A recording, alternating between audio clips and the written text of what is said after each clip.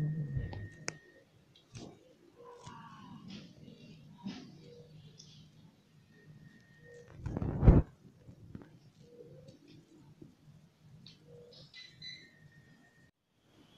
I have my Admit band here. Also, I have, the green one is an allergy band, and the yellow one is a fall risk. Um, they didn't want me to get out the bed, but yet I've had to wait a really long time to use the bathroom because I don't have ever or my mom in here to assist me to get out the bed, to roll me to the bathroom or walk with me, which they didn't want me to walk because we've been having so many seizures back to back. I have been feeling dizzy, and then I've been throwing up a lot. It's just really better for me not to walk. So even if they didn't mind, I just would have requested, hey, I don't feel well, and it's just better for me not to walk. But they did have a bedpan at first that I was using, but sometimes the nurses, they become so overwhelmed, they're not in here to help me as quick as I need them to. And what happened, urinary incontinence that stems from, um, a neurological disorder, such as the MS, the multiple sclerosis, the TM, the transverse myelitis, is hard. There's never a pinpoint in time that I can just sit here and hold it. I mean, I've done Kegels for the past 2 years, and I am on urinary incontinence medications, but my body is at the point where if it's a flare up of the MS or it's something that's causing the MS to flare up, then everything is acting out of whack, and that includes my urinary system. So that means I'm urinating more than I would on a daily basis, and might have the accidents of, sorry you guys, this is my journey. They have the accidents of having diarrhea, um, or maybe alternating with constipation, which I sometimes do alternate with both. Sometimes it's just one or the other. But right now, it's just been the urination that has just been completely out of control. So I haven't felt any bowel inconsistencies that would have me concerned to alert the doctors or the nurses. And I'm just praying that I don't have that as a result later on, through the night or tomorrow, just at any time, because I can tell when my body is just at a all-time high, um, fighting for life just to survive. So right now it's just the urine that is just being a major pest. So I'm praying that the feces area is staying at bay. Um, at first I had a needle in my hand, but they took it out because it was already coming out of my hand, which they took almost 2 hours to access my port. Their reasoning why was because they knew that it could be used, and I told them, I said, well, this is the reason why I have it. I get infusions twice a week, so therefore you have permission to use it. My hands have been destroyed. I showed them the marks from over the past couple of years of getting it. And I said the only time my hands are used is if, for two different reasons. If my porta cap is having a problem, then they just have to use my hand, then okay. Or if I'm getting blood work done and I'm not by a nurse that knows how to alternate between, you know, regular IV sticks and porta cap, you have individuals that are just strictly phlebotomists. They are not trained to do a porta cap. So then I'm more than likely to get it out of my hand, out of my wrist, out of my arm, which I don't like, but then they're not trained, so what do you expect? Um, so this experience here has been hard. I've been keeping in contact with my family on video chat, which is good, but it's not the same as having someone here. Because there's been times where they want me to scoot up, scoot down, get in the bed. I want to go get an X-ray, and they see me weak. They see the band on my arm, and you have to ask them for help. One of the things I had to go do is have an X-ray done where you have to get out the bed and stand up. And I was telling the lady I'm very weak, I'm disoriented, I'm tired. You know, my and it just kind of seemed like she was just perturbed for me to ask her that. I'm thinking to myself, God help me if I'm saying something rude, because I'm not here because I'm bored. I'm here because my body has been going through pure HE double hockey sticks for the past 2 weeks. And it's just been at an all-time high where I'm like, okay, go in and get the help that you need. Even though coming here a lot of times, sit in the hospital, it has its good moments and has its bad moments.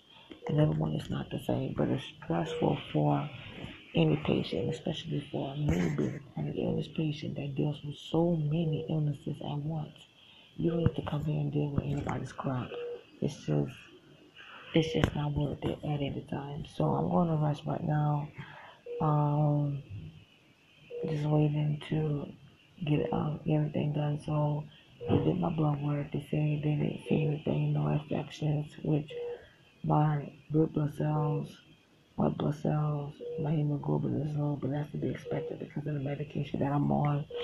It didn't being anemic, so all of that goes hand in hand. So it's low, but they're not super concerned when they're going to do anything about it. I've thrown up, and the bag is over there, but I have a new bag, and that bag is full. That's it, man. Today was my, no, last night was my first time eating in 2 days because my stomach has just been horrible. I mean, I don't know if it's, well, I think it was the GP, the gastroparesis, maybe having a gastroparesis flare. And then I also have CVS, which is the cyclic or cyclic, I don't know if I'm pronouncing it correctly, vomiting syndrome. And that's been a major issue. So I felt like those were the issues that caused me to have those convulsions and shakes that I've been having. Because on Monday, um, I was getting my infusion done. It had air in the line. It was only lasted about maybe 5 seconds, but I think maybe that was the issue that I don't know for sure. But I know once I was sitting down waiting downstairs waiting for my mom to come, it was really cold downstairs. And I had my sweater on, but my body just felt freezing from the inside. And when I went out there to meet her, I mean, you touched my face, it felt like I was in the Antarctic. My face was cold, my neck, my hands, my arms. So she asked me, do I want her to turn the heat on? I'm like, no, because even though I was really cold, when my body becomes hot, I just feel this disoriented, and then that can start an exhibition where they'll put me in the hospital for maybe an overnight or a few days because it's exacerbates the symptoms, and that's not good. So once the heat was shining in the van, I think maybe after 20 minutes I started to feel a little better, and when I went to the store and I was feeling fine.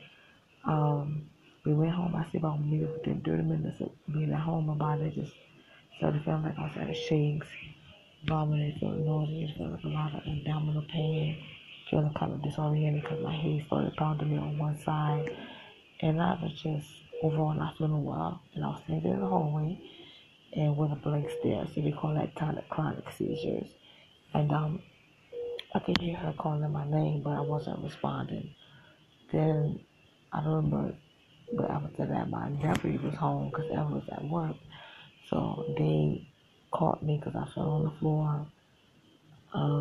They laid me down. I was shaking, and it was just a lot. It was a lot. And so my family members came over, and they all came inside my mask. And well, I said literally, I fought through it. A couple hours I was at home. It was horrible. And the reason I didn't come to the hospital was because, um, honestly, it's stressful. Sometimes coming to the hospital is even more stressful than dealing with the illnesses itself because you have to deal with attitudes and personalities and doctors that think they know more than you. It's really depressing. So I just followed at home. But I threw up yesterday and was just feeling bad and had a small seizure. And then coming today, I've been here since after 12 noon, now it's after 10 o'clock. I had a small seizure at home, not a long one.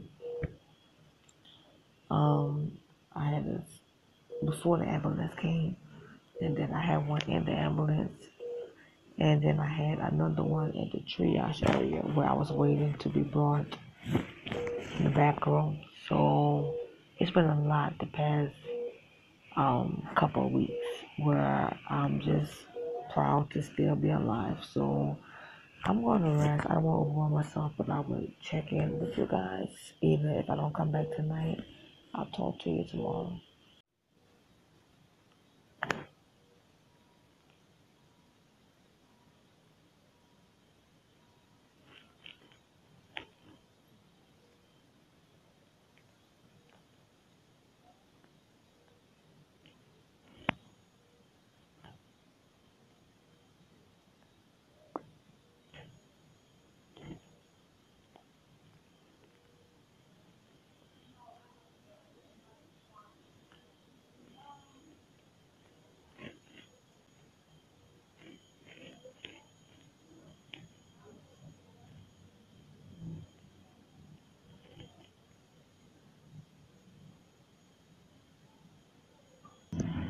This has been the hardest time of my life.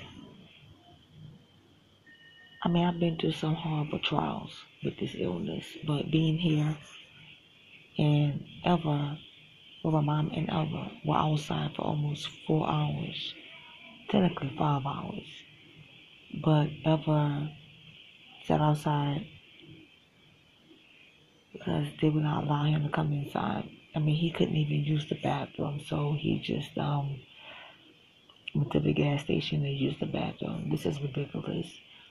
I mean, I completely understand about the coronavirus. Like I stated in a video maybe a couple weeks ago when I talked about when I was here in April and I was ill. Now, they still have their rules and regulations, which I understand. But then some things have changed. Because when people were admitted, now I wasn't admitted last time, but for anyone that was admitted, if you were not, it didn't matter what it was, COVID related or not, you could not have any visitors. Right now, they are letting people to have visitors. I am being admitted tonight, just waiting on the room. So Ever went home that he did. So I told him just to go home, rest, get a shower, and when um, the room is ready, then just come back. So I've had some bumbles along the way with some of the doctors and nurses. And let me state this here: I don't want you guys to think, oh my goodness, every time she makes a video, she's always complaining. No, I'm only giving you guys my point of view from my experience of dealing with illnesses, dealing with people, dealing with different personalities, dealing with the public, dealing with the healthcare system. You know, it's not about a racial thing, it's a personality thing. If you want to be professional. Understand they are human, they're not dogs. Everybody have their good days and bad days. Trust me, I am not hard to please. I just feel like that old adage, you know, you want respect, you show respect. That's it. It's just simple and straight to the point. Um,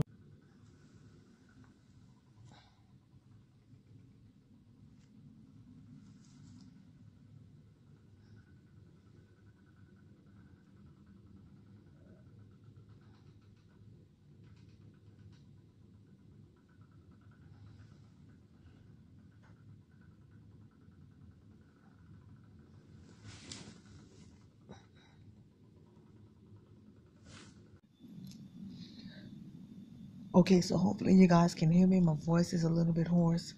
Um, I took the mask off so that you guys can hear me. They brought my breakfast in about maybe 45 minutes ago. I haven't eaten it yet. So I have some. Okay, sorry. The nurse that came in to, well, the phlebotomist came in to draw my blood from my hand, well, from my wrist area, because they had me hooked up to the machine, getting some medication through my porta cap. So I had some pancakes, turkey bacon. I didn't eat the pancakes. I don't really like pancakes like I used to when I was young. I don't know what happened. I just don't. And the blueberry pancakes, they look good. But whenever it comes, I'll give that to him. They gave me some fruit. They have pineapple in it, and I am allergic to pineapple, so I'll give that to Eva or my nephew. I have a jello from last night that I did eat, but it's orange. I ate some graham crackers and I ate some regular saltine crackers. I have some Raisin Bran. They had milk that came with a little small container of milk. So I can't look to see where the milk was because it was on here. But my nurse made an adjustment to the dietary to tell them, make sure I am not having dairy or citrus. So I don't know. She threw it away. I don't know what happened. Then Eva can enjoy that, or I can give it to my mom, or one of my visitors that come, they can have it. It doesn't bother me. If not, I'll just bring it home. But I'm still not going to drink it. No, I'm not really having much of an appetite. Like I said, I just ate the graham crackers and I ate some saltines since I threw up all my food.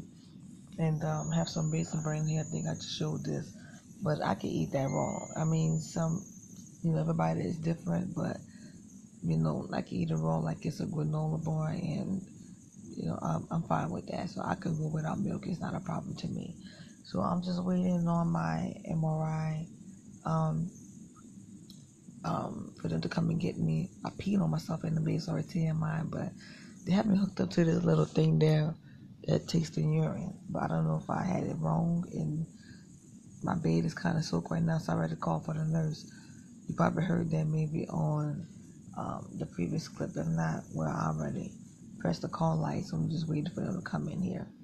Have my own room, which is good. I love the view. I had my nurse to leave it open last night because even though many times being admitted, I've had room views, a couple of times, but just last night it kind of just gave me a serenity of peace, even though nobody was here with me. Just looking out the window at there was no traffic. It was 1 o'clock in the morning, but it was just pretty to look at, so I'm glad. And now that the sun is out and it's early in the morning, it's a little bit after 8, and it's really sunny. I don't need to be open fully. This sun is good enough for me, and my room is well lit, and I don't want to have a migraine headache that'll set off another seizure. So I will just leave it at that for right now. I am good. So they just got blood work, still waiting on my test results. Talked to my doctor. She had me to do the EEG, like I was saying before, if I didn't say it. EEG is like the little electrodes that they put on your head, the little sticker things to, check your brainwave activity. So mine only lasted 20 minutes. I did one last year. This one was only 20 minutes. But the process to do it, to get it together, was very long. But so they've been going about 30 minutes now. So I don't think I'm getting another thing that's just one and done. But I am getting an MRI. I just don't know what time.